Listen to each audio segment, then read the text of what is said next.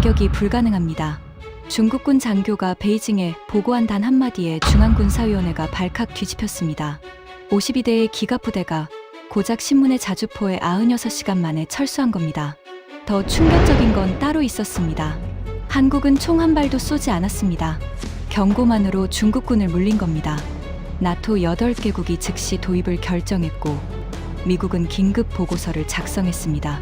세계가 경악한 K9의 실체, 그 충격적인 전말을 지금 공개합니다.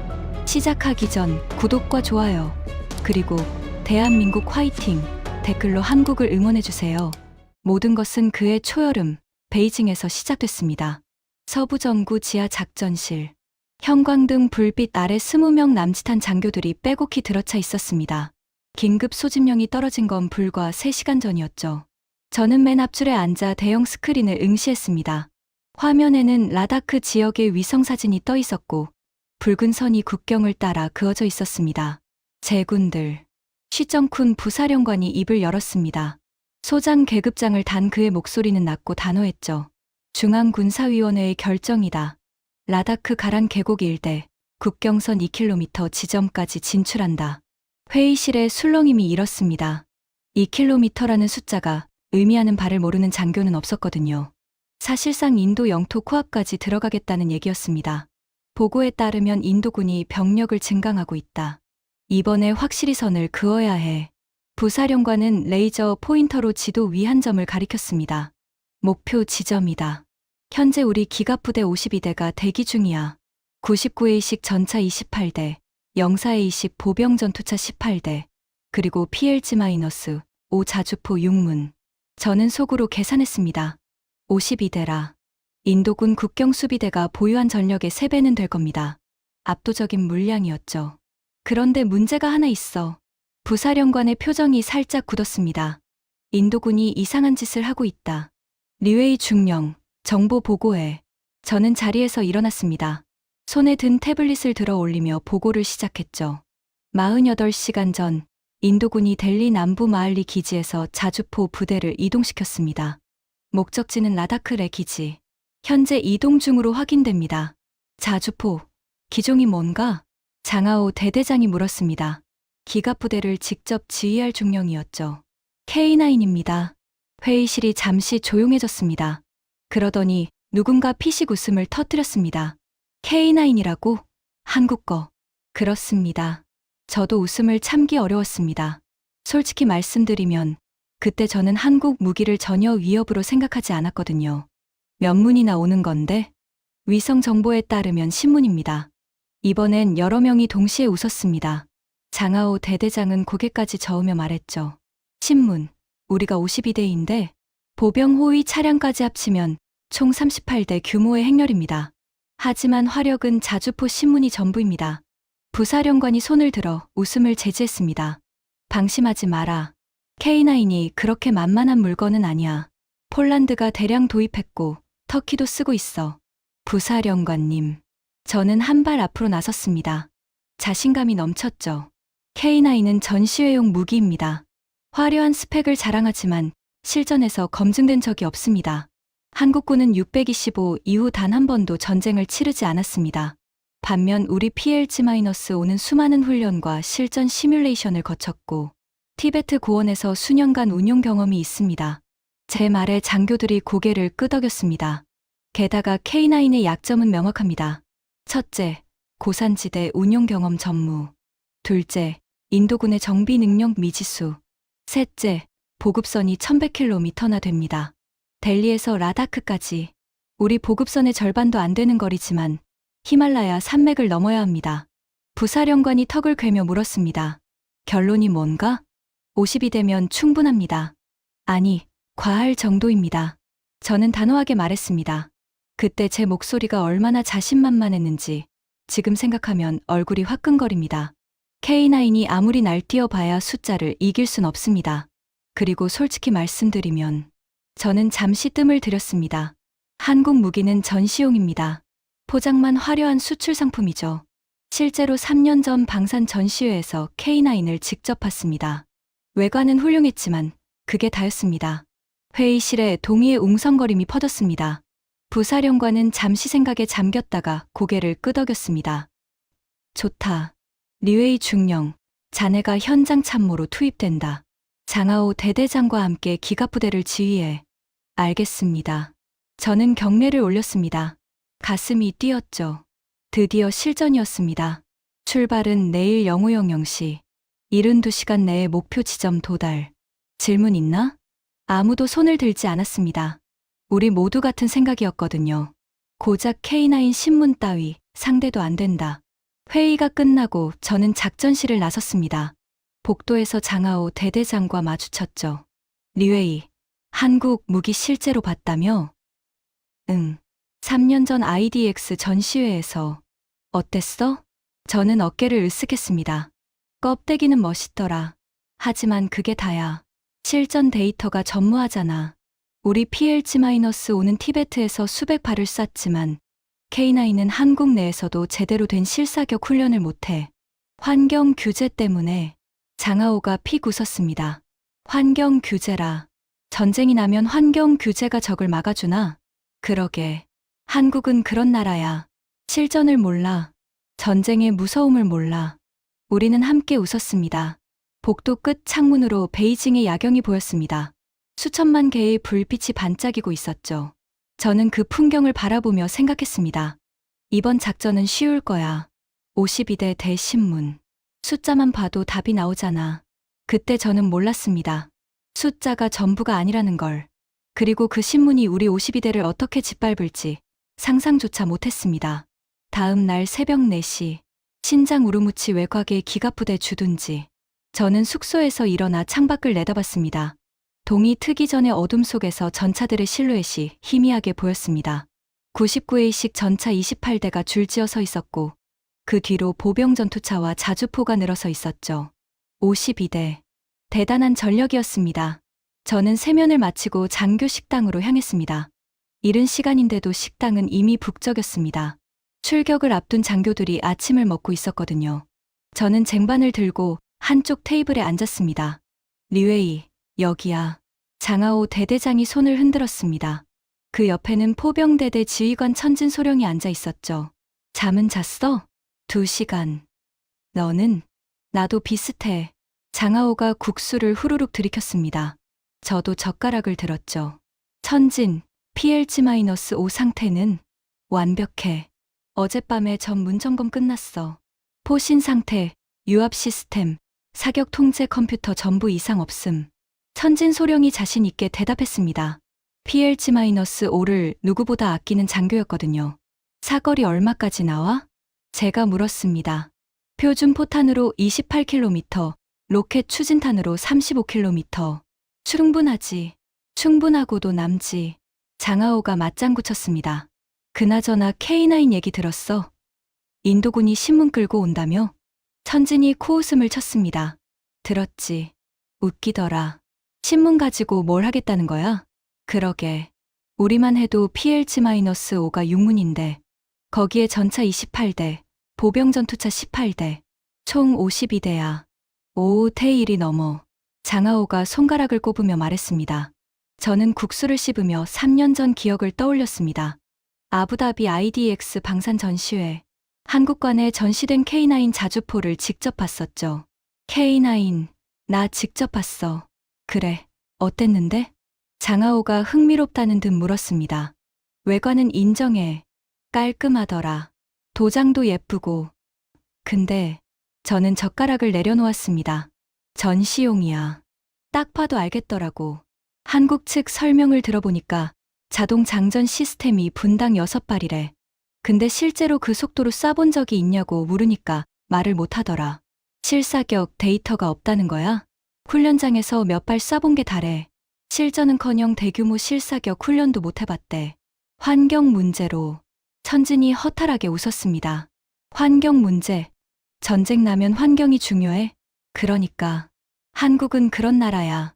전쟁을 안 해봤으니까 전쟁을 몰라. 저는 단언했습니다. 그때 제 말투가 얼마나 거만했는지 지금 생각하면 창피합니다. 우리는 달라. PLG-5는 티베트 고원에서 5년간 운용했어. 해발 4,000m 이상에서 수백 발을 쐈지. 영하 30도에서도 정상 작동하는 거 확인했고, 천진이 자랑스럽게 말했습니다.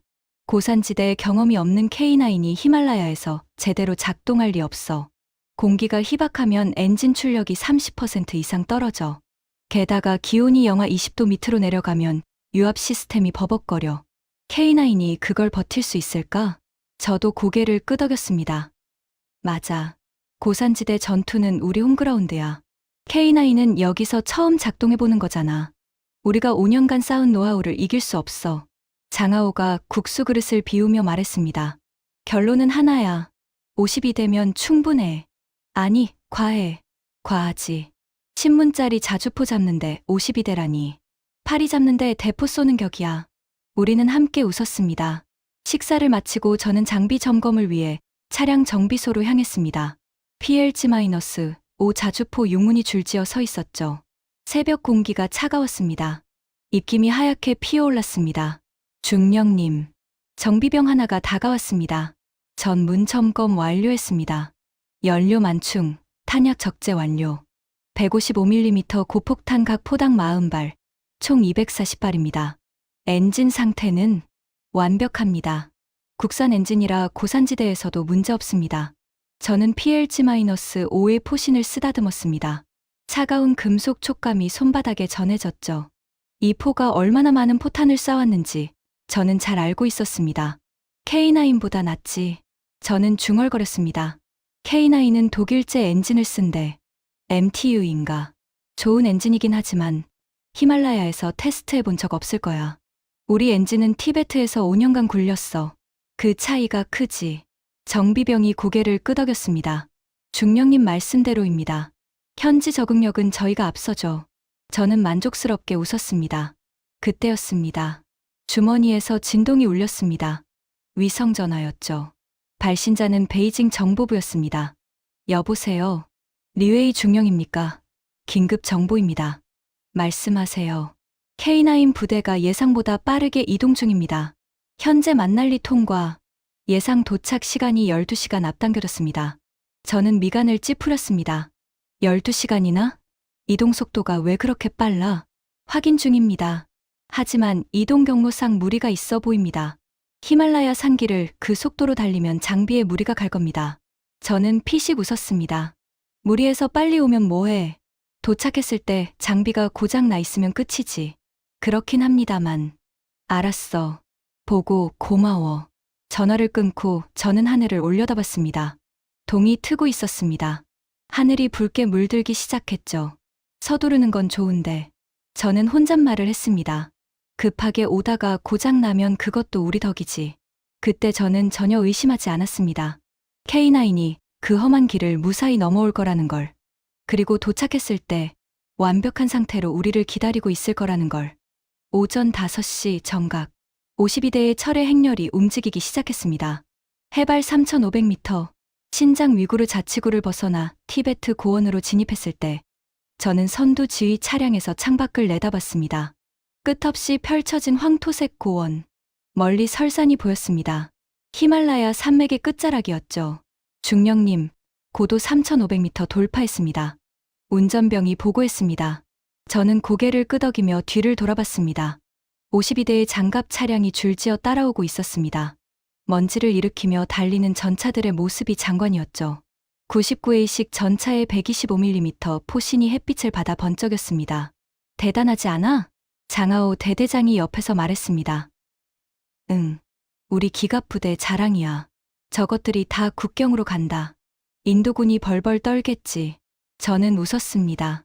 그때까지만 해도 기분이 좋았거든요. 그나저나 K9은 지금 어디쯤이야? 아까 보고받았는데 내 기지에 거의 도착했대. 예상보다 빨리 왔더라. 무리했나 보지. 장비 상태가 엉망일 거야. 저는 단정 지었습니다. 히말라야 산길을 그렇게 빨리 달리면 무사할 리 없어. 엔진이든 궤도든 어딘가 문제가 생겼을 거야. 장하오가 고개를 끄덕였습니다. 그럼 더 좋지. 고장난 자주포 신문이면 위협도 안 돼. 오후 2시. 우리는 해발 4,000m를 넘었습니다. 공기가 확연히 달라졌죠. 숨이 가빠지고 머리가 살짝 어지러웠습니다. 고산 반응이었습니다. 산소통 준비해. 저는 지시했습니다. 병사들이 산소 마스크를 꺼내 착용하기 시작했죠. 창밖 풍경이 바뀌었습니다. 황토색 고원이 사라지고 눈 덮인 봉우리들이 나타났습니다. 해발 5,000m를 넘는 설산들이 병풍처럼 둘러싸고 있었죠. 장엄한 광경이었지만 동시에 살벌한 전장이기도 했습니다. 여기가 라다크야. 장하오가 중얼거렸습니다. 세계에서 가장 높은 전장. 여기서 싸워본 군대가 몇이나 될까? 우리밖에 없지. 티베트 고원에서 수십 년간 작전해온 건 우리뿐이야. 저는 자신 있게 대답했습니다. 인도군, 경험 없어. 한국군, 더더욱 없지. 여기는 우리 홈그라운드야. 오후 5시, 목표 지점 20km 전방에서 부대가 멈췄습니다. 정찰 보고를 기다리기 위해서였죠. 위성 전화가 울렸습니다. 리웨이 중령, 정찰 결과입니다. 말해. K9 부대가 가란 계곡 전방에 배치를 완료했습니다. 신문 전부 작전 가능 상태로 확인됩니다. 저는 미간을 찌푸렸습니다. 작전 가능? 고장 안 났어? 위성 사진상으로는 전 문이 정상 배치된 것으로 보입니다. 이상했습니다. 1100km를 그렇게 빠르게 달려왔는데 고장이 안 났다고? 혹시 위장 아니야? 고장 난 걸 숨기려고 배치만 한 거 아닐까? 가능성은 있습니다. 추가 확인 중입니다. 저는 전화를 끊고 생각에 잠겼습니다. 뭔가 이상하다. 하지만 곧 그 생각을 털어버렸습니다. 설령 K9이 멀쩡하다고 해도 52대 대신문이었으니까요. 숫자가 압도적으로 우리 편이었습니다. 저녁 7시, 최종 작전 회의가 열렸습니다. 지휘 차량 안에 장교 8명이 모였죠. 현재 상황을 정리하겠다. 쉬정쿤 부사령관이 입을 열었습니다. 우리 부대는 국경선 3.2km 지점에 위치해 있다. 인도군 K9 부대는 국경선 반대편 2.1km 지점에 배치됐다. 거리는 약 5.3km다. 저는 지도를 내려다봤습니다. 두 부대 사이에 가란 계곡이 있었죠. 목표는 간단하다. 내일 영유경 0시 국경선 2km 지점까지 진출한다. 인도군의 반응을 살피고 필요하면 압박을 강화한다. K9은 어떻게 합니까? 장하오가 물었습니다. 무시해도 된다. 신문짜리 자주포가 52대를 막을 수 없어. 부사령관이 단호하게 말했습니다. 만약 K9이 발포하면요? 제가 물었습니다. 직업적 습관이었죠. 모든 가능성을 따져봐야 했으니까요. 그럴 리 없어. 인도군이 먼저 쏘면 전쟁이야. 그들도 전쟁을 원하지 않아. 만약의 경우입니다만. 만약 쏜다면. 부사령관이 저를 똑바로 쳐다봤습니다. 우리도 쏜다. 52대 화력이면 K9 신문 따위는 순식간에 제압할 수 있어. 저는 고개를 끄덕였습니다. 논리적으로 맞는 말이었으니까요. 자, 회의 끝이다. 내일 영유경 0시 출발. 푹 쉬어라. 회의가 끝나고 저는 지휘 차량을 나왔습니다. 밤하늘에 별이 쏟아지고 있었습니다. 해발 4,000m의 밤하늘. 대기가 맑아서 별이 유난히 선명했죠. 저는 담배를 꺼내 물었습니다. 성냥을 긋는데 손이 떨렸습니다. 추루이 때문이었죠. 기온이 이미 영하 15도까지 떨어져 있었습니다. 중령님, 장하오가 다가왔습니다. 담배 하나 줘. 저는 담배를 건넸습니다. 장하오가 불을 붙이며 말했죠. 이상하지 않아? 뭐가? K9, 1100km를 그렇게 빨리 달려왔는데 멀쩡하다는 거. 저는 연기를 내뿜었습니다. 위장이겠지. 아니면 과대 보고거나. 그럴까? 장하오의 목소리에 약간의 불안이 묻어 있었습니다. 확실해. 한국 무기야. 실전 경험 없는 전시용 장비라고. 히말라야에서 제대로 작동할 리 없어. 저는 단언했습니다. 우리는 여기서 5년을 뛰었어. K9은 처음 와본 거고. 승부는 이미 났어. 장하오가 고개를 끄덕였습니다. 그렇지. 52대 대신문이니까. 우리는 별을 올려다보며 담배를 피웠습니다. 그때 저는 정말 몰랐습니다. 그 신문이 우리 52대를 어떻게 짓밟을지, 사거리라는 개념이 전쟁에서 얼마나 결정적인지, 그리고 24시간 후 제가 얼마나 처절하게 무릎 꿇을지. 저는 담배를 끄고 숙소로 들어갔습니다. 내일이면 끝난다. 그렇게 생각하며 눈을 감았습니다. 하지만 진짜 시작은 내일부터였습니다. 다음 날 새벽 6시, 52대의 기갑부대가 일제히 움직이기 시작했습니다. 저는 지휘 차량 안에서 무전기를 귀에 대고 있었습니다. 전차들의 엔진 소리가 고원을 울렸죠. 대지가 진동했습니다. 99A식 전차 28대가 선두에 섰고 그 뒤를 보병 전투차와 자주포가 따랐습니다. 전 차량 이상 없음. 예정대로 진행합니다. 장하오 대대장의 목소리가 무전기에서 흘러나왔습니다. 좋아. 국경선 2km 지점까지 진출한다. 속도 유지해. 저는 창밖을 내다봤습니다. 해가 떠오르고 있었습니다. 히말라야의 아침은 장엄했죠. 눈 덮인 봉우리들이 붉게 물들고 있었습니다. 하지만 저는 그 아름다움을 즐길 여유가 없었습니다. 머릿속에는 오직 작전 생각뿐이었거든요. 국경선까지 3km. 정찰병이 보고했습니다. K9 부대 동향은 움직임 없습니다. 배치된 위치 그대로입니다. 이상했습니다. 우리가 52대를 끌고 다가오는데 왜 아무 반응이 없지? 보통이라면 뭔가 움직임이 있어야 했습니다. 후퇴하든 증언을 요청하든 최소한 경고 방송이라도 해야 정상이었죠.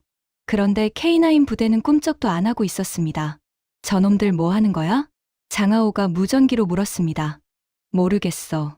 그냥 기다리는 건가? 저도 의아했습니다. 겁먹은 거 아닐까? 52대가 오니까 쫄아서 움직이지도 못하는 거지. 장하오가 비웃듯 말했습니다. 그럴 수도 있지. 저는 동의했지만 마음 한구석이 불편했습니다. 뭔가 이상했거든요. 오전 7시 30분. 우리는 국경선 2.5km 지점에 도달했습니다. 여기서 일단 정지.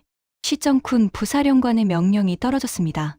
52대의 장갑 차량이 멈췄습니다. 엔진 소리만 웅웅거렸죠. 저는 쌍안경을 들어 전방을 살폈습니다. 가란 계곡이 눈앞에 펼쳐져 있었습니다. 그 너머로 인도군 진지가 희미하게 보였죠. K9 자주포 신문이 부채꼴 형태로 배치되어 있었습니다. 거리 약 4.8km. 정찰병이 보고했습니다. 저는 쌍안경 배율을 최대로 올렸습니다. K9의 포신이 보였죠. 전부 우리 쪽을 향하고 있었습니다. 저놈들, 조준하고 있어. 저는 중얼거렸습니다. 하지만 걱정되지 않았습니다. 4.8km면 우리 PLG-5의 사거리 아니니까요. 저쪽이 쏘면 우리도 쏘면 됐습니다. 부사령관님, 다음 명령 기다립니다. 저는 무전으로 보고했습니다. 잠시 대기. 상황을 좀 더 살펴보자. 10분이 지났습니다. 20분이 지났습니다. K9 부대는 여전히 움직이지 않았습니다. 이거 뭐야? 왜 아무것도 안 해? 장하오가 짜증 섞인 목소리로 말했습니다. 저도 답답했습니다. 뭔가 행동을 해야 대응을 하든 말든 할 텐데 저쪽은 그냥 가만히 있기만 했거든요. 협상 요청도 없고 경고 방송도 없고 뭘 기다리는 거지? 저는 고개를 갸웃거렸습니다. 그때였습니다. 중령님, 이상합니다. 정찰병이 긴장된 목소리로 말했습니다. 뭐가? K9 부대 뒤쪽에서 뭔가 움직입니다. 차량 같은데 확인이 안 됩니다. 저는 쌍안경을 다시 들었습니다. K9 진지 뒤편에서 먼지가 피어오르고 있었죠. 뭔가 오고 있는 것 같았습니다. 증원인가? 모르겠습니다. 거리가 너무 멀어서 저는 입술을 깨물었습니다. 증원이 온다고? 이미 K9 신문이면 충분히 적은 전력인데 더 온다고? 하지만 곧 그 생각을 털어버렸습니다. 증원이 오면 뭐해? 자주포가 신문이든 이신문이든 우리 52대를 이길 순 없어. 부사령관님, 저는 무전기를 들었습니다. 말해. 적 진지 후방에서 움직임 있습니다. 증원으로 추정됩니다만 확인이 안 됩니다. 알겠다. 계속 감시해. 저는 쌍안경을 내려놓지 않았습니다. 이상한 조용함. 뭔가 찜찜했지만 그게 뭔지 알 수 없었습니다. 그리고 30분 후 저는 그 조용함의 의미를 알게 됐습니다. 저쪽은 기다리고 있었던 겁니다. 우리가 사거리 안으로 들어오기를. 오전 9시 시정쿤 부사령관이 최종 명령을 내렸습니다. 전진. 국경선 2km 지점까지. 52대의 장갑 차량이 다시 움직이기 시작했습니다. 저는 긴장되기 시작했습니다. 2km면 사실상 코앞이었거든요. 인도 영토 바로 앞까지 들어가는 거였습니다. 국경선까지 2.3km. 계속 전진. 2.1km. 전진. 2km. 목표 지점 도달. 52대의 차량이 멈췄습니다. 저는 숨을 죽이고 전방을 살폈습니다. K9 부대와의 거리는 이제 약 4.1km. 쌍안경으로도 포신이 선명하게 보였습니다. 도착했다. 인도군 반응 확인해. 부사령관의 목소리가 들렸습니다. 1분이 지났습니다. 2분이 지났습니다. 아무 반응이 없었습니다. 뭐야? 진짜 겁먹은 건가? 장하오가 비웃듯 말했습니다. 그런 것 같아. 52대가 코앞까지 왔는데 꿈쩍도 안 하잖아. 저도 안심하기 시작했습니다. 바로 그 순간이었습니다. 쿠과과광. 굉음이 고원을 뒤흔들었습니다. 저는 반사적으로 몸을 숙였습니다. 심장이 멎는 줄 알았죠. 뭐야? 쾅! 두 번째 폭발음이 울렸습니다. 저는 황급히 쌍안경을 들었습니다. 우리 선두 전차 전방 150m 지점의 흙과 눈이 솟구치고 있었습니다. 연기가 피어올랐죠. 피격이다, 피격. 무전기가 난리였습니다. 침착해. 피해 상황 보고. 저는 소리쳤습니다. 직접 피격 없음. 전방 150m 지점 착탄. 저는 이를 악물었습니다. 경고 사격이었습니다. 저쪽이 먼저 쐈습니다. K9이 쐈어. K9이. 장하오의 목소리가 들렸습니다. 저는 쌍안경으로 K9 진지를 살폈습니다. 포연이 피어오르고 있었죠. 한문이 방금 발사한 게 분명했습니다. 거리 4.1km에서 쐈다고? 저는 순간 멍해졌습니다. 4.1km면 우리 PLC-5도 충분히 닿는 거리였습니다. 하지만 문제는 그게 아니었습니다. 착탄 지점. 선두 전차 전방 150m. 4.1km 거리에서 150m 앞에 정확히 떨어뜨렸다고? 오차가 몇 미터야? 저는 중얼거렸습니다. 중령님, 착탄 지점 분석 완료했습니다. 포병 장교 천진 소령의 목소리가 들렸습니다. 말해. 목표 지점과 실제 착탄 지점 오차 1.5m입니다. 저는 숨이 멎었습니다. 1.5m? 4.1km 거리에서 오차 1.5m? 그게 말이 돼? 저는 되물었습니다. 저도 믿기지 않습니다만. 계산 결과가 그렇습니다. 우리 PLC-5의 오차는 같은 거리에서 약 1호에 18였습니다. 아무리 잘 맞춰도 10m 안으로 들어오기 어려웠죠. 그런데 K9은 1.5m? 10배 이상 정확하다는 거잖아. 이건. 저는 말을 잇지 못했습니다. 부사령관님. 저는 급히 무전을 걸었습니다. 알고 있다. 침착해. 쉬리 부사령관의 목소리는 여전히 차분했습니다. 하지만 저는 그 차분함 뒤에 숨겨진 긴장을 느낄 수 있었죠. 반격합니까? 잠깐 기다려. 상황 파악 중이다. 저는 이를 악물었습니다. 반격해야 했습니다. 저쪽이 먼저 쐈으니 우리도 쏴야 했습니다. 52대의 화력이면 K9 신문 따위는 순식간에 제압할 수 있었습니다. 그런데 왜 기다리라는 거지? 그때 저는 몰랐습니다. 부사령관이 왜 망설이는지, 우리가 왜 반격을 못하는지, 그 답을 알게 된 건 5분 후였습니다. 천진 소령. 저는 포병대대 지휘관을 불렀습니다. 예, 중령님. PLC-5 사격 준비해. 반격한다. 저는 당연하다는 듯이 명령했습니다. 저쪽이 쐈으니 우리도 쏘는 게 당연했으니까요. 그런데 천진 소령의 대답이 이상했습니다. 중령님, 그게 뭐야? 빨리 준비해. 사거리가 안 됩니다. 저는 귀를 의심했습니다. 뭐라고? K9 진지까지 거리가 4.1km입니다. 저희 PLC-5는 당연히 닿습니다만. 천진 소령이 말을 멈췄습니다. 근데 K9의 위치가 문제입니다. 저들은 능선 뒤편에 배치되어 있습니다. 직접 조준 사격은 불가능하고 곡사 사격을 해야 하는데 저는 이 말을 찌푸렸습니다. 그래서 저희 PLC-5의 최대 사거리가 28km입니다. 곡사 사격 시 유효 사거리는 25km 정도고요. 현재 K9 진지는 저희 사거리 안에 있습니다. 그럼 문제 없잖아. 문제는 K9의 사거리입니다. 천진 소령의 목소리가 떨렸습니다. K9의 최대 사거리는 42km입니다. 저희보다 14km가 깁니다. 저는 순간 머리가 하얘졌습니다. 14km? 그게 무슨 의미인지 아시겠습니까, 중령님? 천진 소령이 말을 이었습니다. K9은 저희 사거리 밖에서 저희를 때릴 수 있습니다. 하지만 저희는 K9을 때릴 수 없습니다. 저는 할 말을 잃었습니다. 지금 K9 진지와 저희 거리는 4.1km입니다. 하지만 K9이 후퇴하면서 쏜다면 저희 사거리 바뀐 30km 지점에서도 저희를 맞출 수 있습니다. 저희는 따라갈 수가 없습니다. 저는 이를 악물었습니다. 지금 상황에서 우리가 쏘면 K9도 쏩니다. 하지만 저희 PLG-5는 육문이고 K9은 신문입니다. 게다가 K9의 발사 속도는 분당 6발, 저희는 분당 4발입니다. 화력에서도 밀립니다. 그리고 정확도 1.5m 대 18m입니다. 비교가 안 됩니다. 저는 주먹을 쥐었습니다. 그럼 뭐야? 우리가 쏠 수 없다는 거야? 쏠 수는 있습니다. 하지만 천진소령이 말을 멈췄습니다. 일방적으로 막기만 할 겁니다. 침묵이 흘렀습니다. 저는 쌍안경을 들어 K9 진지를 바라봤습니다. 신문의 자주포가 태연하게 서 있었습니다. 마치 비웃는 것 같았죠. 이게 말이 돼. 저는 중얼거렸습니다. 52대가 신문을 못 이긴다고? 우리가 수적으로 5배나 많은데, 하지만 숫자는 의미가 없었습니다. 사거리 14km의 차이, 그 14km가 모든 것을 뒤집었습니다. 부사령관님, 저는 무전을 걸었습니다. 말해, 반격이 불가능합니다. 저는 그 말을 하면서 입술이 떨렸습니다. 평생 이런 굴욕적인 보고는 처음이었거든요. 알고 있다. 부사령관의 목소리도 무거웠습니다. 어떻게 합니까? 일단 현 위치 유지. 베이징의 상황 보고한다.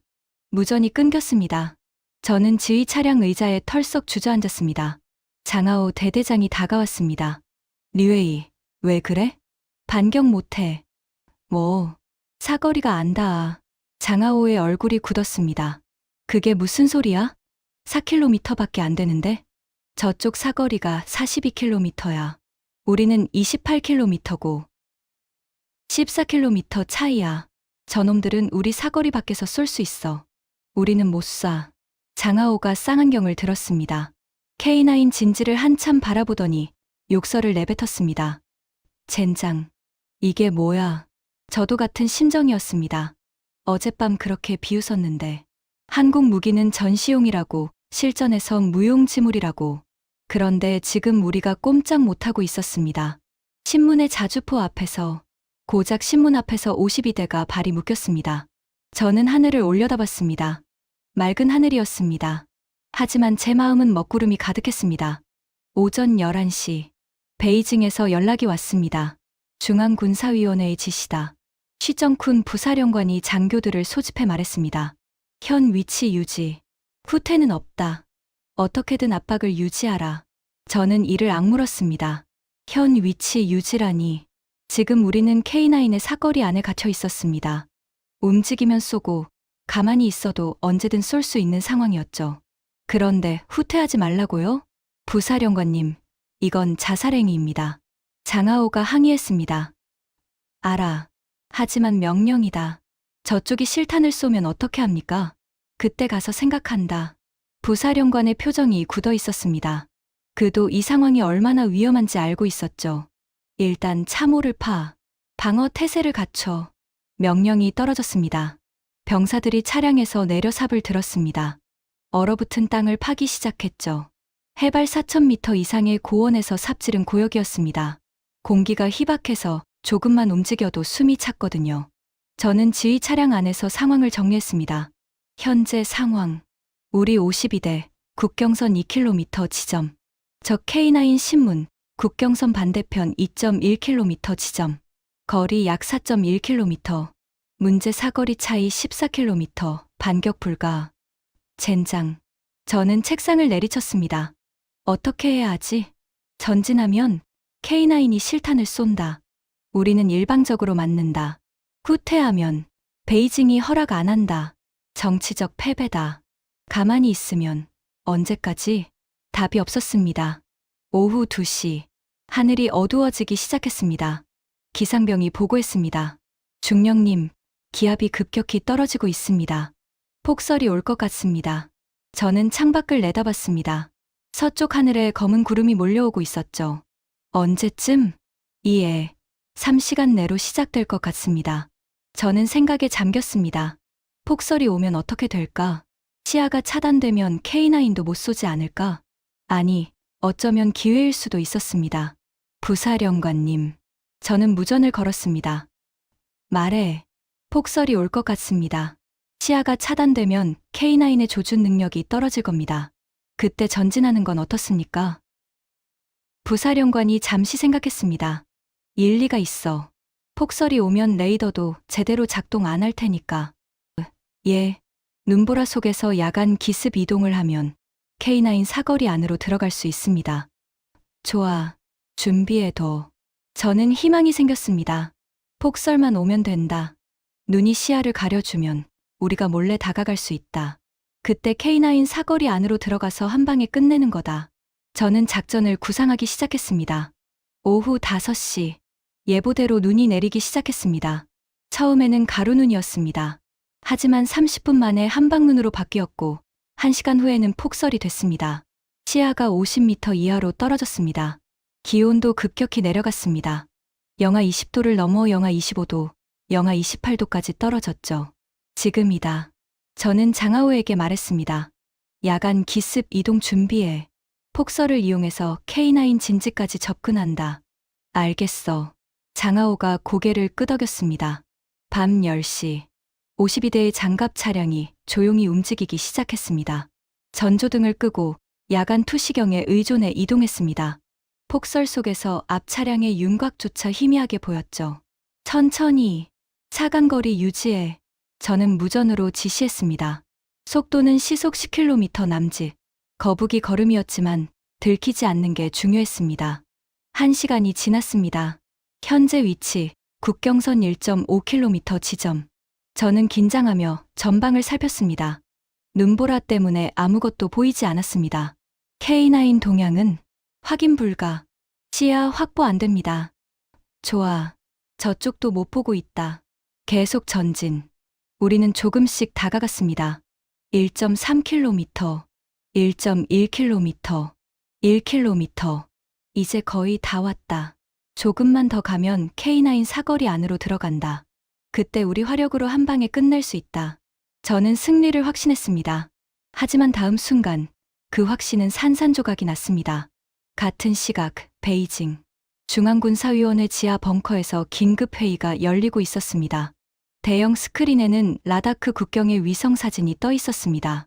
우리 52대의 위치와 K9 신문의 위치가 빨간 점으로 표시되어 있었죠. 상황을 설명해. 군사위원회 부주석이 입을 열었습니다. 정보국장이 레이저 포인터를 들었습니다. 현재 우리 기갑부대 52대가 국경선 2km 지점에 위치해 있습니다. 인도군 K9 자주포 신문은 반대편 2.1km 지점에 배치되어 있고요. 거리는 약 4.1km입니다. 왜 전진을 못하고 있지? 사거리 문제입니다. 정보국장의 목소리가 작아졌습니다. K9의 최대 사거리가 42km입니다. 우리 PLG-5는 28km고요. 14km 차이가 납니다. 회의실에 술렁임이 일었습니다. 그게 무슨 소리야? 우리 자주포가 저렇게 뒤처진다고? 한 장군이 소리쳤습니다. 사실입니다. K9은 최신형 자주포입니다. 독일제 엔진의 자동 장전 시스템, 대포병 레이더까지 갖추고 있습니다. 우리 PLG-5는 2000년대 초반 기술입니다. 20년 넘은 기술이라는 거야? 예. 침묵이 흘렀습니다. 부주석이 이마를 문질렀습니다. 정확도는 K9이 4km 거리에서 오차 1.5m를 기록했습니다. 우리 PLG-5는 같은 거리에서 18m입니다. 12배 차이? 예. 부주석의 얼굴이 굳어졌습니다. 그럼 뭐야? 52대가 신문한테 밀리고 있다는 거야? 아무도 대답하지 못했습니다. 한국 무기 아니야? 한국이 언제 이런 무기를 만들었어? K9은 1999년에 개발됐습니다. 이미 25년 넘은 무기입니다. 25년. 그럼 우리가 25년 동안 뭘 한 거야? 부주석의 목소리에 분노가 담겼습니다. 정보국장이 고개를 숙였습니다. K9은 지속적으로 개량됐습니다. 한국은 매년 업그레이드를 진행했고 수출 경험을 통해 실전 데이터를 축적했습니다. 폴란드, 터키, 인도 등에서 운용하면서 문제점을 계속 개선했죠. 반면 저희 PLG-5는 개량을 안 했다? 예산 문제로. 대규모 개량은 진행되지 않았습니다. 회의실에 무거운 침묵이 내려앉았습니다. 부주석이 한숨을 내쉬었습니다. 지금 현장 상황은 폭설이 내리고 있습니다. 우리 측은 시야 확보가 안 되는 상태고요. K9은 정상 가동 중입니다. 대포병 레이더로 우리 부대를 계속 추적하고 있습니다. 레이더가 그렇게 좋아? K9에 탑재된 레이더는 눈, 비, 안개 상황에서도 작동합니다. 우리 장비에는 그런 레이더가 없습니다. 부주석이 책상을 내리쳤습니다. 그럼 저쪽은 보고 우리는 못 본다는 거잖아. 그렇습니다. 회의실 분위기가 얼어붙었습니다. 한 장군이 조심스럽게 입을 열었습니다. 증원을 보내는 건 어떻습니까? 동풍 -17 같은 미사일로 K9 진지를 타격하면 그건 전쟁이야. 부주석이 단호하게 말했습니다. 미사일을 쏘는 순간 전면전이 시작돼. 인도만 상대하는 게 아니라 미국, 나토까지 개입할 수 있어. 그건 안 돼. 그럼 어떡해? 일단 현 위치 유지야. 후퇴는 절대 안 돼. 정치적으로 용납할 수 없어. 부주석이 스크린을 노려봤습니다. 52대가 신문한테 밀려 후퇴했다는 뉴스가 나가면 어떻게 되겠어? 우리 체면이 뭐가 되겠어? 아무도 대답하지 못했습니다. 버텨. 어떻게든 버텨. 상황이 바뀔 때까지. 회의가 끝났습니다. 하지만 아무도 상황이 어떻게 바뀔 수 있을지 알지 못했습니다. 한 가지만 분명했습니다. 한국 무기 K9. 그것이 우리의 자존심을 짓밟고 있다는 것. 다시 라다크 현장. 저는 베이징의 상황을 알지 못했습니다. 하지만 상황이 심각하다는 건 느낄 수 있었죠. 중령님, 문제가 생겼습니다. 정비병이 달려왔습니다. 뭔데? 3번 전차 엔진이 안 걸립니다. 저는 눈을 감았습니다. 원인은 기온이 너무 낮아서 디젤이 얼었습니다. 예열 시스템을 돌려도 안 됩니다. 영하 28도. 이 추위에 우리 장비가 버티지 못하고 있었습니다. 다른 차량은 5번, 8번 전차도 엔진 시동이 불안정합니다. 12번 보병 전투차는 궤도가 얼어붙었고요. 저는 이를 악물었습니다. 52대 중 4대가 이미 기동불능이었습니다. 수리 가능해. 기온이 올라가면 가능합니다만 이 추위에서는 어렵습니다. 저는 K9 진지 쪽을 바라봤습니다. 눈보라 때문에 보이지 않았지만 저쪽은 멀쩡하게 작동하고 있다는 걸 알고 있었습니다. 저쪽은 왜 안 얼어? 저는 중얼거렸습니다. K9은 독일제 MTU 엔진을 사용합니다. 천진 소령이 대답했습니다. MTU 엔진은 영하 40도에서도 작동하도록 설계됐습니다. 예열 시스템도 우리 것보다 훨씬 강력하고요. 우리 엔진은 국산 엔진입니다. 영하 30도까지는 작동하지만 지금 기온이 거의 한계치입니다. 저는 한숨을 내쉬었습니다. 엔진까지, 사거리, 정확도, 레이더, 그리고 이제 엔진까지. 모든 면에서 K9이 앞서 있었습니다. 한국이 왜 독일 엔진을 쓰는 거야? 저는 물었습니다. 자국 기술로 충분히 만들 수 있을 텐데. 한국은 최고를 추구합니다. 천진 소령이 말했습니다. 자존심보다 성능을 선택한 거죠. 독일 엔진이 더 좋으니까 독일 엔진을 쓴 겁니다. 우리는, 그가 말을 멈췄습니다. 우리는 자존심 때문에 국산을 고집했죠. 저는 씁쓸하게 웃었습니다. 자존심. 그 자존심이 지금 우리 발목을 잡고 있었습니다. 중령님, 레이더에 신호가 잡힙니다. 정찰병의 다급한 목소리가 들렸습니다. 뭐라고? K9 진지에서 움직임 감지. 포탑이 회전 중입니다. 저는 심장이 철렁 내려앉았습니다. 어떻게? 이 폭설 속에서 어떻게 우리를 탐지한 거지? 불가능해. 시야가 50m도 안 되는데. 저는 소리쳤습니다. 하지만 레이더가 확실히 잡고 있습니다. 포탑 신문 전부 우리 쪽을 향하고 있습니다. 쿠과과광. 굉음이 울렸습니다. 폭설을 뚫고 포성이 들려왔습니다. 쾅. 착탄. 선두 전차 전방 80m 지점. 피격. 또 경고 사격입니다. 저는 이를 악물었습니다. 어떻게 쐈지? 이 눈보라 속에서 시야가 50m도 안 되는데 저놈들 레이더로 쏘는 거야. 천진 소령이 떨리는 목소리로 말했습니다. 뭐, K9에는 대포병 레이더가 장착되어 있습니다. 시야가 차단되어도 레이더로 목표물을 추적할 수 있습니다. 저는 멍해졌습니다.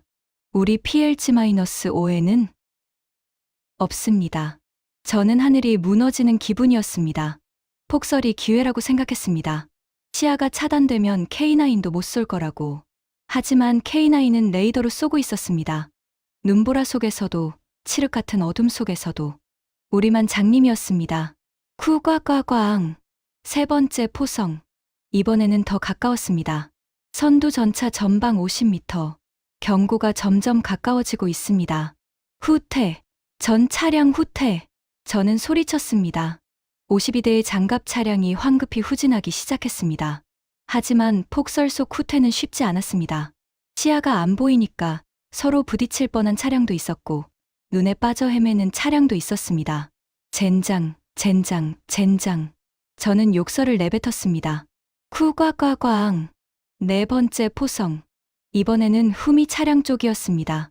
네 번 차량 옆 30m 착탄. 저놈들은 우리가 후퇴하는 것도 다 보고 있었습니다. 레이더로. 우리만 보지 못했습니다. 30분 후, 우리는 간신히 원래 위치로 돌아왔습니다. 국경선 2km 지점. 야간 기습은 완전히 실패했습니다.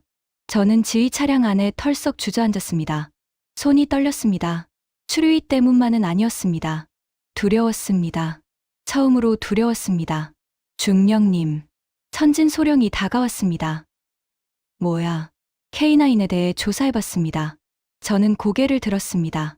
말해봐. K9의 정식 명칭은 K9 썬더입니다. 1999년 개발 완료, 현재까지 약 1700문 이상 생산됐습니다. 수출국은 터키, 폴란드, 인도, 핀란드, 에스토니아, 노르웨이, 호주, 이집트. 스펙만 말해. 최대 사거리 42km, 분당 발사 속도 6발, 자동 장전 시스템 탑재. 그리고 천진소령이 말을 멈췄습니다. 그리고 대포병 레이더 탑재. 적 포병의 위치를 자동 추적하고 이동 중에도 사격 가능합니다. 저는 눈을 감았습니다. 정확도는 공식 스펙은 CEP 10m 이내입니다. 하지만 오늘 저희가 확인한 바로는 1.5m입니다. 공식 스펙보다 훨씬 뛰어납니다. 저는 한숨을 내쉬었습니다. 우리 PLG-5는 최대 사거리 28km, 분당 발사 속도 4발, CEP 약 18m입니다. 대포병 레이더는 없습니다. 천진소령의 목소리가 점점 작아졌습니다. 비교가 안 되네. 저는 쓴웃음을 지었습니다. 사거리, 발사 속도, 정확도, 레이더. 모든 면에서 뒤처졌습니다. 한국 무기가 이 정도였어? 저는 중얼거렸습니다. 어제까지만 해도 비웃었던 K9, 전시용 장난감이라고 깔봤던 K9, 그 K9이 지금 우리 52대를 짓밟고 있었습니다. 폭설 속에서도, 야간에도, 아무 조건에서나. 중령님, 장하오가 다가왔습니다. 뭐야, 병사들 상태가 안 좋아. 저는 일어섰습니다. 어디? 장하오를 따라 밖으로 나갔습니다. 영하 28도의 칼바람이 얼굴을 때렸습니다. 전차 옆에 병사들이 모여 있었습니다. 무슨 일이야? 동상입니다. 군의관이 대답했습니다. 벌써 기온이 너무 낮습니다. 방한복을 입어도 이 추위를 버티기 어렵습니다. 현재 동상 증세를 보이는 병사가 12명입니다. 저는 병사들을 둘러봤습니다. 손가락이 하얗게 변한 병사, 발이 얼어 걷지 못하는 병사, 얼굴이 새빨갛게 부어오른 병사. 전차 안에서 히터를 이미 켜고 있습니다만 연료 소모가 심합니다. 이 상태로 48시간 이상 버티면 연료가 바닥날 겁니다. 저는 이를 악물었습니다. 우리 장비는 이 추위를 버티지 못하고 있었습니다. K9 쪽은 어때? 저는 정찰병에게 물었습니다. 확인했습니다. 정상 가동 중입니다. 이 폭설에? 예. 레이더로 계속 우리를 추적하고 있습니다. 저는 K9 진지 쪽을 바라봤습니다. 눈보라 때문에 보이지 않았습니다. 하지만 저쪽은 우리를 보고 있었습니다. 레이더로 그들의 장비는 멀쩡하게 작동하고 있었습니다. 독일 엔진이라더니 저는 중얼거렸습니다. MTU 엔진. 고산지대, 극한 환경에서도 작동하는 엔진. 우리가 비웃었던 그 엔진이 지금 우리를 비웃고 있었습니다. 새벽 3시. 폭설은 계속됐습니다. 저는 지휘 차량 안에서 뜬 눈으로 밤을 새웠습니다. 머릿속에는 온통 K9 생각뿐이었습니다. 어떻게 해야 하지? 전진하면 맞는다. 후퇴하면 안 된다. 가만히 있으면 얼어 죽는다. 답이 없었습니다. 중령님, 통신병이 다가왔습니다. 뭐야? 베이징에서 연락입니다. 저는 위성 전화를 받았습니다. 리웨이 중령입니다. 현재 상황 보고해. 서부정구 참모장의 목소리였습니다. 52대 전원현 위치 유지 중입니다. K9의 경고 사격 4차례 받았고 야간 기습 이동은 실패했습니다. 동상 환자 12명 발생. 연료 잔량 60% 이하입니다. 반격은? 저는 침묵했습니다. 반격은 왜 안 해? 리웨이 중령. 반격이 불가능합니다. 저는 그 말을 하면서 입술을 깨물었습니다. 불가능. 왜? 사거리가 안 닿습니다. K9의 사거리가 42km, 저희 PLG-5는 28km입니다. 14km 차이입니다. 저쪽은 쏠 수 있는데 저희는 못 쏩니다. 전화기 너머로 침묵이 흘렀습니다. 그리고 정확도 차이도 압도적입니다. K9은 4km 거리에서 오차 1.5m, 저희는 18m입니다. 12배 차이입니다. 레이더도 저희는 없고 저쪽은 있습니다. 폭설 속에서도 저쪽은 쏠 수 있는데 저희는 볼 수조차 없습니다. 현재 저희는 K9의 사거리 안에 갇힌 상태입니다. 움직이면 맞습니다. 반격은 불가능합니다. 긴 침묵 끝에 참모장이 말했습니다. 알겠다. 현 위치 유지해. 추가 지시가 있을 때까지 대기. 전화가 끊겼습니다. 저는 전화기를 내려놓았습니다. 창밖에서는 여전히 눈이 쏟아지고 있었습니다. 96시간 대치의 절반도 안 지났습니다. 하지만 저는 이미 알고 있었습니다. 이 싸움, 우리가 졌다는 걸. 숫자로는 52대 대신문이었지만 기술로는 신문이 52대를 압도하고 있었습니다. 한국 무기, 전시용 장난감이라고 비웃었던 그 무기가 우리를 완전히 짓밟고 있었습니다. 72시간이 지났습니다. 상황은 더 나빠졌습니다. 동상 환자가 28명으로 늘었습니다. 그중 5명은 손가락을 잃을 위험에 처해 있었죠. 기동불능 차량도 7대로 늘었습니다. 52대 중 7대, 전력의 13%가 이미 무력화됐습니다. 중령님, 연료 잔량 35%입니다. 정비병이 보고했습니다. 보급은? 폭설 때문에 보급로가 막혔습니다. 재개시간 미정입니다. 저는 이 말을 문질렀습니다. 연료가 떨어지면 히터를 못 켭니다. 히터를 못 켜면 병사들이 얼어 죽습니다. K9 쪽은 정상 가동 중입니다. 보급 차량이 도착한 것으로 확인됩니다. 저는 이를 악물었습니다. 저쪽은 보급이 되고 있었습니다.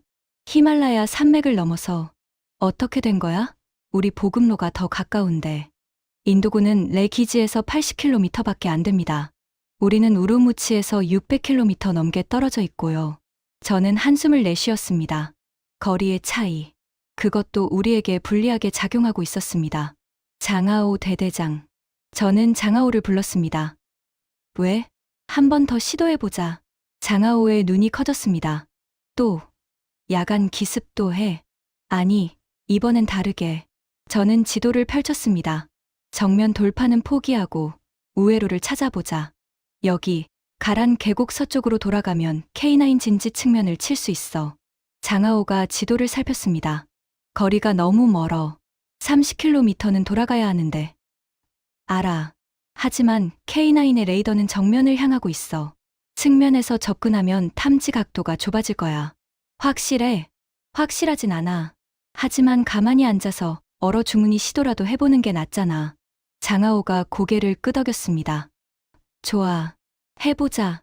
저는 부사령관에게 보고하고 허가를 받았습니다. 밤 11시. 기동 가능한 차량 45대 중 20대를 선발해 우회 기동을 시작했습니다. 이번에는 전차 대신 보병 전투차 위주로 편성했습니다. 전차보다 소음이 적고 기동성이 좋았거든요. 출발. 20대의 보병 전투차가 어둠 속으로 사라졌습니다. 저는 지휘 차량에서 무전기를 붙들고 상황을 지켜봤습니다. 1시간 후, 현재 위치, 목표 지점까지 15km. 보고가 들어왔습니다. 적 동향은? 움직임 없습니다. 탐지 안 된 것 같습니다. 저는 긴장하며 기다렸습니다. 2시간 후, 목표 지점까지 8km. 계속 전진. 3시간 후, 목표 지점까지 3km. K9 진지 측면에 접근 중. 저는 주먹을 쥐었습니다. 이번엔 된다. 측면에서 들어가면 K9을 타격할 수 있다. 바로 그때였습니다. 쿠과과광. 무전기 너머로 폭발음이 들렸습니다. 피격, 피격. 선두 차량 전방 100m 착탄. 어떻게. 저는 소리쳤습니다. 모릅니다. 갑자기 날아왔습니다. 쿠과과광. 두 번째 폭발. 두 번 차량 옆 50m. 후퇴. 전 차량 후퇴. 무전기가 난리였습니다. 저는 머리를 싸맸습니다. 어떻게 알았지? 30km나 돌아갔는데, 측면에서 접근했는데, 중령님, 천진 소령이 달려왔습니다.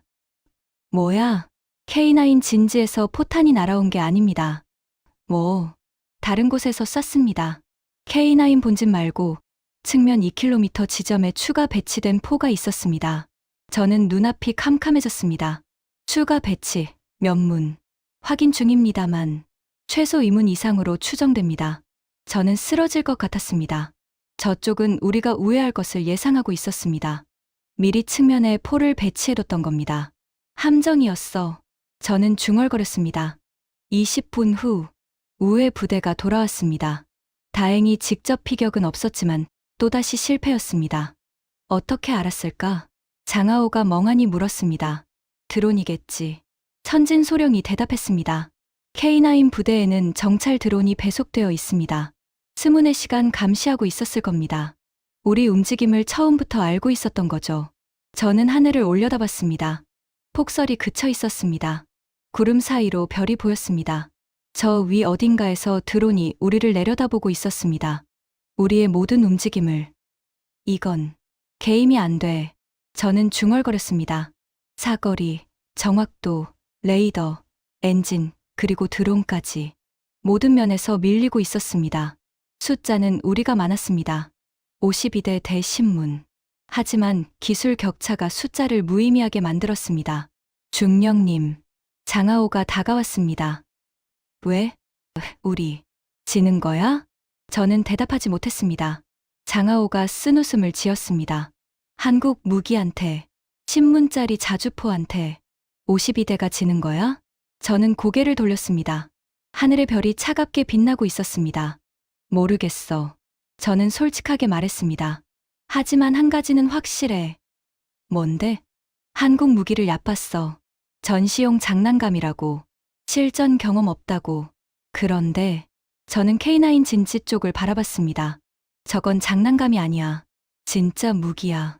우리보다 훨씬 앞선. 장하오가 한숨을 내쉬었습니다. 그래. 인정해. 우리가 얕봤어. 두 사람은 말없이 밤하늘을 올려다봤습니다. 96시간 대치의 75%가 지나고 있었습니다. 결말이 다가오고 있었습니다. 96시간째.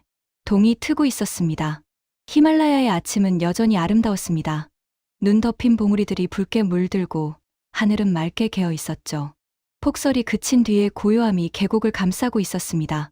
하지만 저는 그 아름다움을 느낄 여유가 없었습니다. 96시간 동안 제대로 잠을 자지 못했습니다.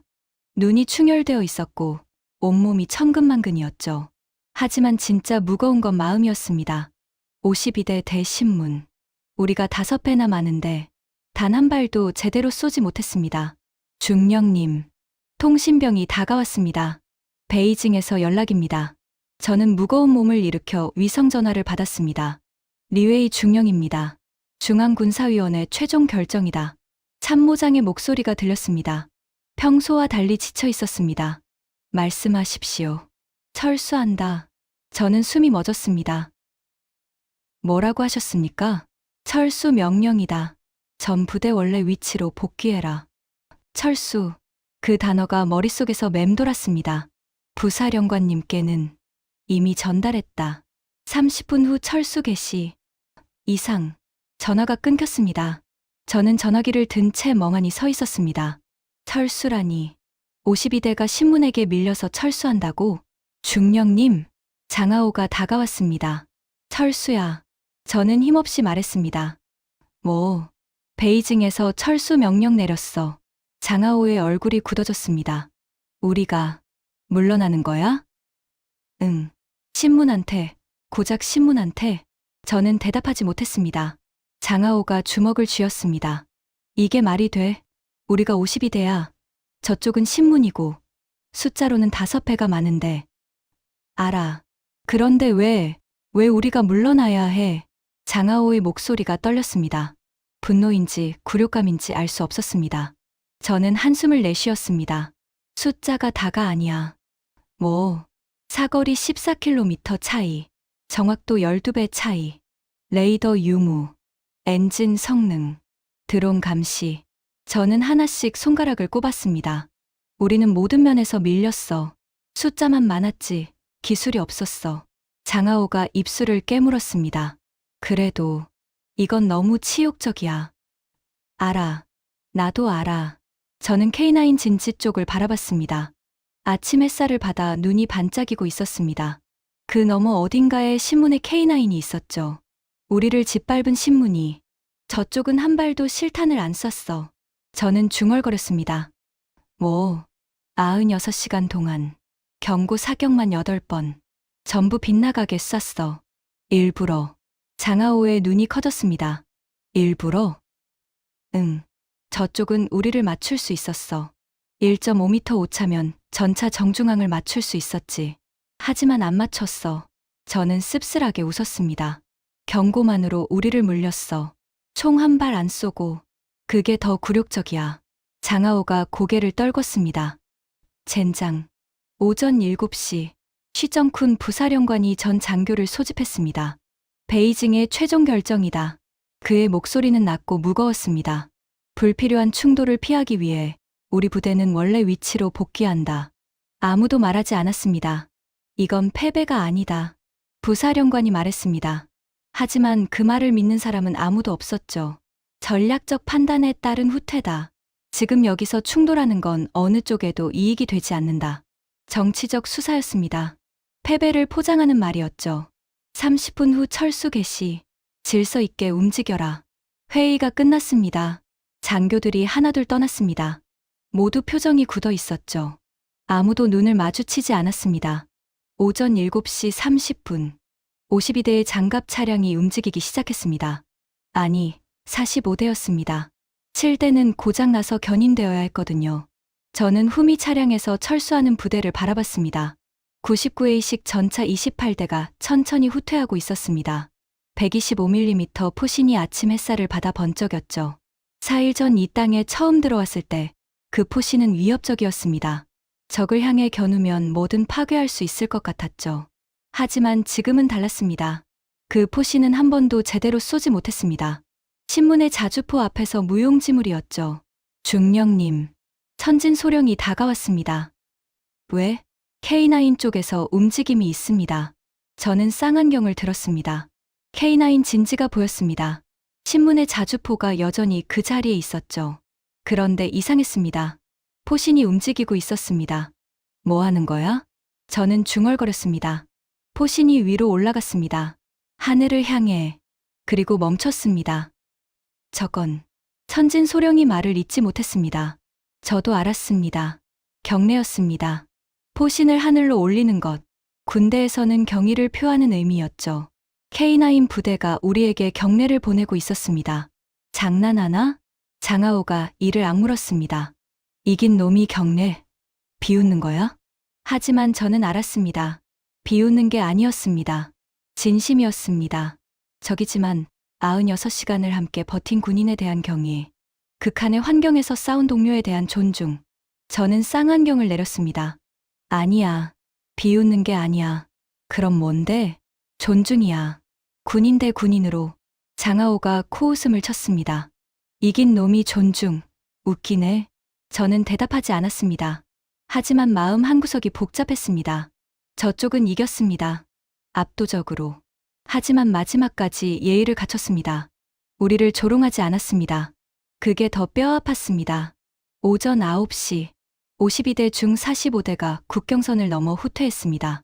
고장난 7대는 견인차에 실려 끌려갔습니다. 저는 마지막 차량에서 뒤를 돌아봤습니다. 가란 계곡이 멀어지고 있었습니다. 96시간 전 이곳에 처음 왔을 때 저는 자신만만했습니다. 52대면 충분하다고. 신문 따위는 상대도 안 된다고. 하지만 지금은 달랐습니다. 신문이 52대를 이겼습니다. 한국 무기가 중국군을 이겼습니다. 기억해도 저는 중얼거렸습니다. 이 치욕을. 계곡이 사라졌습니다. 하지만 그 기억은 평생 사라지지 않을 것 같았습니다. 3일 후 베이징.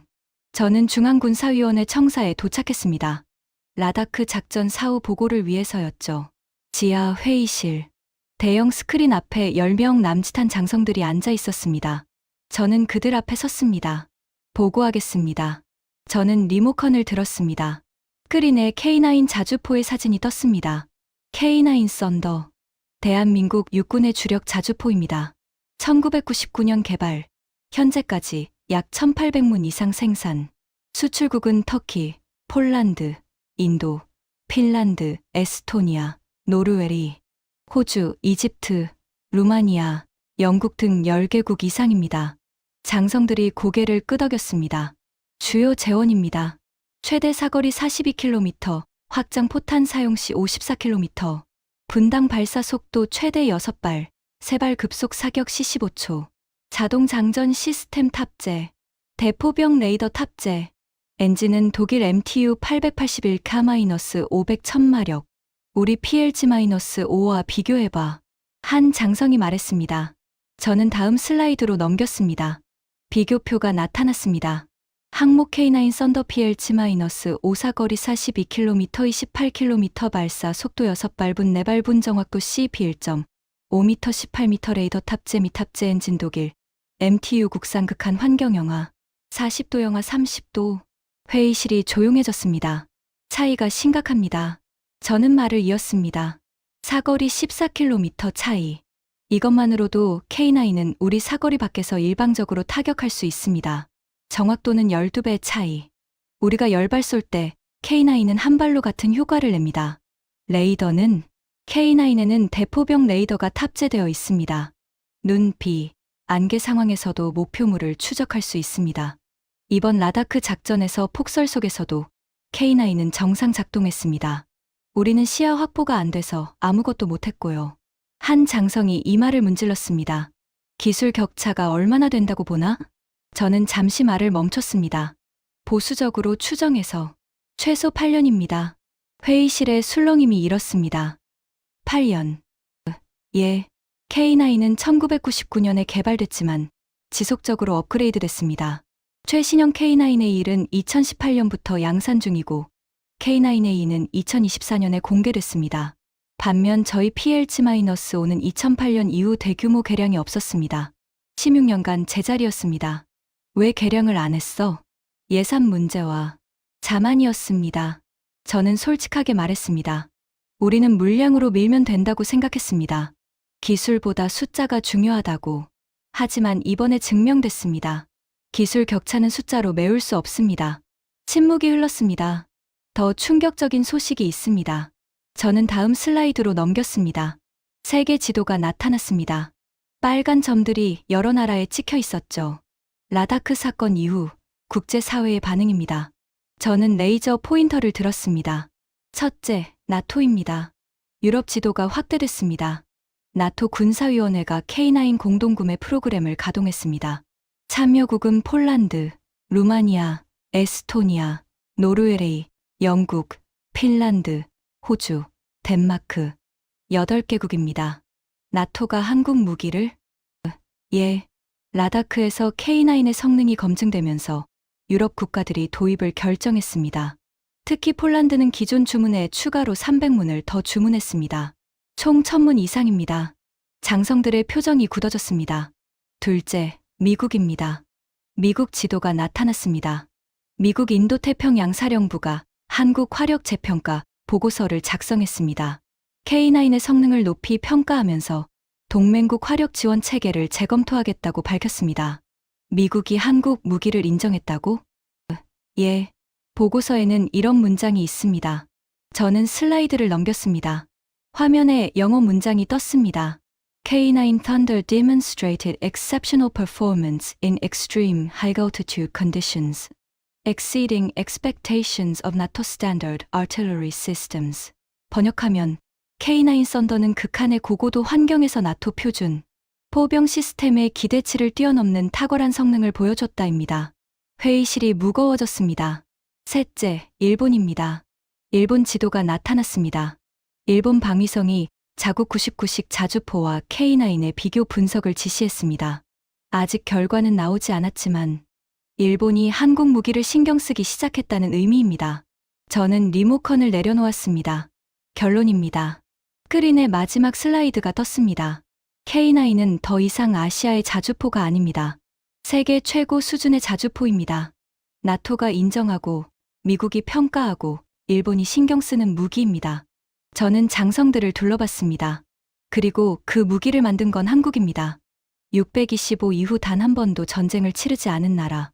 우리가 얕봤던 나라. 그 나라가 세계 최고의 자주포를 만들었습니다.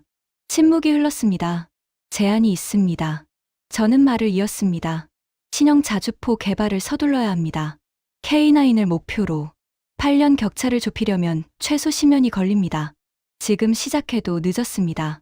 군사위원회 부주석이 고개를 끄덕였습니다. 알겠다. 보고 잘 들었다. 그가 자리에서 일어섰습니다. 오늘부로 신형 자주포 개발 프로젝트를 가동한다. 예산 200억 위안. 목표는 K9 수준의 성능.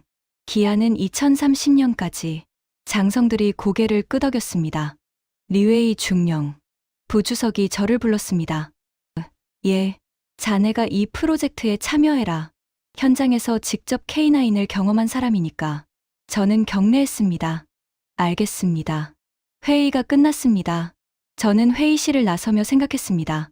8년 격차. 아니, 어쩌면 그 이상일지도 모릅니다. 한국은 계속 발전하고 있으니까요. 우리가 K9을 따라잡을 때쯤 한국은 이미 K9A3나 K9A4를 만들고 있겠죠. 그게 진짜 무서운 겁니다. 격차가 좁혀지지 않는다는 것. 아니, 오히려 벌어지고 있다는 것. 저는 창밖을 바라봤습니다. 베이징의 하늘이 맑았습니다. 하지만 제 마음은 여전히 흐렸습니다.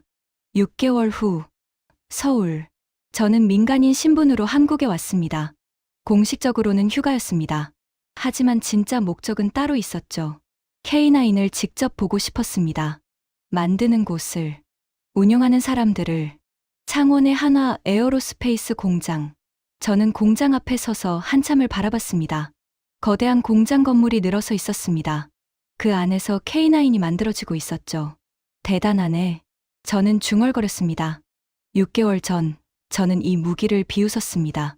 전시용 장난감이라고, 실전 경험 없는 나라의 무기라고. 하지만 지금은 달랐습니다. 이 무기가 우리 52대를 짓밟았습니다. 총 한 발 안 쏘고, 경고만으로. 저는 공장을 떠나 도심으로 향했습니다. 서울 거리를 걸었습니다. 고층 빌딩들이 하늘을 찌르고 있었습니다. 깔끔하게 정돈된 도로, 빠르게 움직이는 사람들, 어디서나 들리는 K-팝. 이 나라가. 저는 중얼거렸습니다. 70년 전, 이 나라는 폐허였습니다. 전쟁으로 모든 게 파괴됐죠. 그런데 지금은 세계 10위권 경제 대국, 반도체, 자동차, 조선, 그리고 방산까지. 모든 분야에서 세계 최고 수준을 다투고 있었습니다. 어떻게 한 거지? 저는 스스로에게 물었습니다. 답은 알고 있었습니다.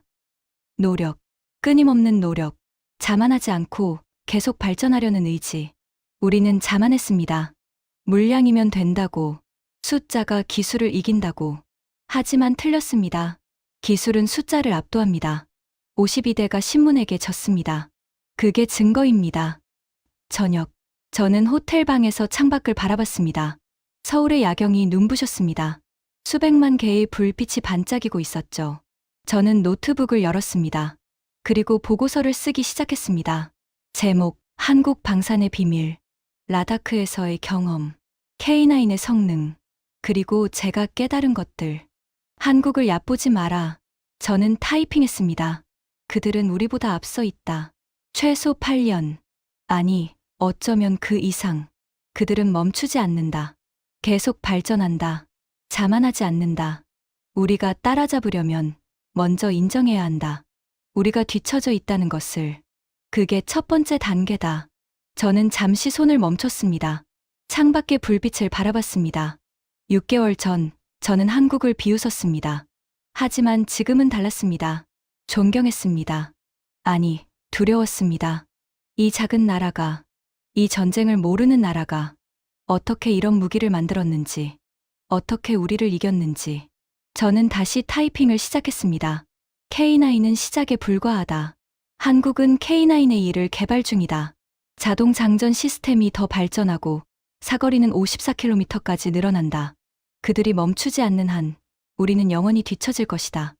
따라잡으려면 지금 시작해야 한다. 아니, 지금 시작해도 늦었다. 저는 엔터 키를 눌렀습니다. 보고서가 저장됐습니다.